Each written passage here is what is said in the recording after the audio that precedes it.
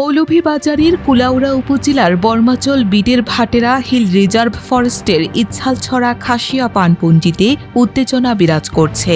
স্থানীয় খাসিয়াদের অভিযোগ, জেলা জজ আদালতের স্থিতাবস্থার আদেশ উপেক্ষা করে একটি প্রভাবশালী মহলকে দখল দিতে বন বিভাগের মদদে রাতের আধারে শতাধিক পান গাছ কেটে ফেলা হয়েছে। এছাড়া অন্য স্থানের কাটা গাছের ছবি ব্যবহার করে একের পর এক মামলা দিয়ে তাদের হয়রানি করা হচ্ছে বলেও অভিযোগ করেন তারা। ফানপুঞ্জির ফান্টান খাটিয়া আর তার উপরে মিথ্যা অপবাদ দেওয়া হয়, এটা লোকে জড়িত আছে বন বিভাগ। আমাদের উপরে অত্যাচার হয়, পান চাষ করলেও কাটিয়ে নেই, আর গোয়া চারা করলেও আমরা সব ভরিয়ে নেই, গাছগুলাও কাটিয়ে ফেলে আর আমাদের উপরে দোষ করে। ইচ্ছালছড়া পঞ্জির খাসিয়া বাসিন্দারা জানান, আমরা খাসিয়া ও বাঙালিরা মিলেমিশে দীর্ঘদিন ধরে এখানে বসবাস করছি। আমার সুপারি গাছ ও পান গাছ কেটে নিয়ে গেছে। এর প্রতিবাদ করলেও উল্টো আমাদের বিরুদ্ধে মামলা করা হয়েছে। একটির পর একটি মামলা দিয়ে আমাদের হয়রানি করা হচ্ছে।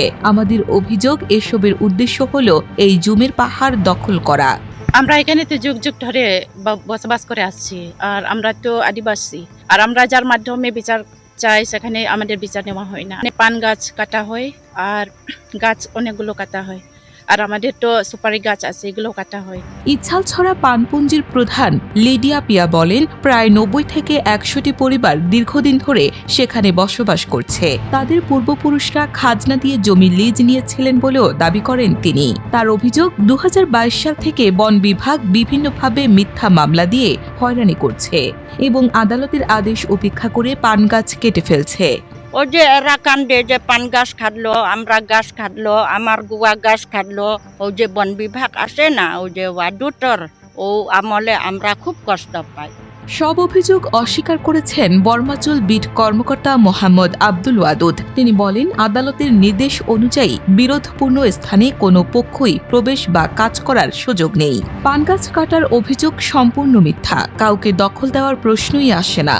ওই একটা মামলা দিয়ে ওনারা কি করতেছে, ইদানিং যে মামলাটা চলমান আছে, একটা কথা যে ভাই ঠিক অবস্থা দিচ্ছে যে উভয় পক্ষ কেউ এই জায়গার মধ্যে কোনো কাজ করতে পারবে না, যাইতে পারবে না, কেউ করতে পারবে না। অন্যদিকে কুলাউড়া রেঞ্জ কর্মকর্তা রবীন্দ্র কুমার সিংহ বলেন, এলাকার কিছু দুষ্কৃতিকারী সক্রিয় রয়েছে। কারা এসব ঘটনার সঙ্গে জড়িত তা তদন্ত করে আইনগত ব্যবস্থা নেওয়া হবে। বর্তমানে যারা দুষ্কৃতিকারী খাসিয়াপুঞ্জি, যারা এদের সাথে কিছু বাঙালির সংযুক্ত আছে, এলাকার কিছু দাপটশালী নেতৃত্বের কারণে তারা এই কাজটা করতেছে। আমি সঠিক আসলে কারা কারা নেতৃত্ব দিচ্ছে এটা খবর নিচ্ছে আমি, নাম সঠিক হইলে আমি তাদের বিরুদ্ধে আইনগত ব্যবস্থা নেব। মৌলভীবাজার জেলা প্রশাসক তৌহিদুজ্জান পায়েল জানিয়েছেন, আদালতে মামলা চলমান থাকায় বিষয়টি তদন্ত করে প্রয়োজনীয় ব্যবস্থা নেওয়া হবে। অভিযোগটা আমরা পেয়েছি যে কুলাউড়ার খাসিয়াপুঞ্জিতে জমি নিয়ে বনের সাথে খাসিয়াপুঞ্জি যারা রয়েছে তাদের একটা বিরোধ রয়েছে। এটা বিস্তারিতভাবে জেনে আমরা প্রয়োজনীয় যে ব্যবস্থা সেটা নিব। আমি আরও যেটা জেনেছি, এই বিষয়ে একটা আদালতে একটা মামলা চলমান রয়েছে। এটা বিস্তারিতভাবে আমরা স্টাডি করে এরপর একটা সিদ্ধান্ত, পরবর্তী প্রয়োজনীয় যে সিদ্ধান্ত সেটা আমরা গ্রহণ করব।